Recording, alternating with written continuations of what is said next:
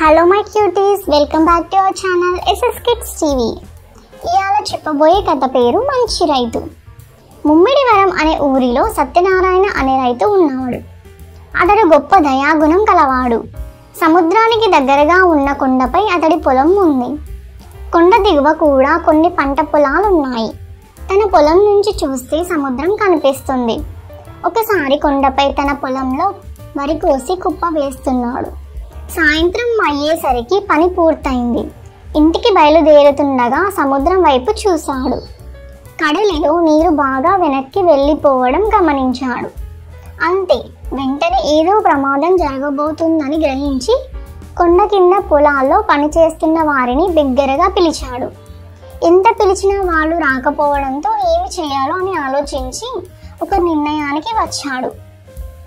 కష్టించి పండించిన తన వరి కుప్పలకు నిప్పు పెట్టాడు.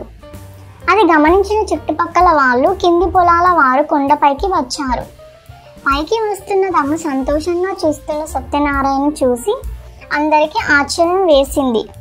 ఇంతలో సముద్రం ఉగ్రరూపం దాల్చి రాకాసి అలలు ఎగిసిపడి కొండ కింది భాగాన్ని ముంచెత్తింది.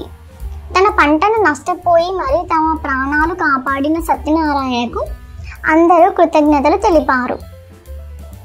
ఈ కథ యొక్క నీతి ఏంటంటే, మంచి మనసున్న వాళ్ళు తమకు నష్టం జరిగిన 10 మందికి మేలు జరగాలనుకుంటారు అని అర్థం. ఈ కథ బాగుందా పిల్లలు?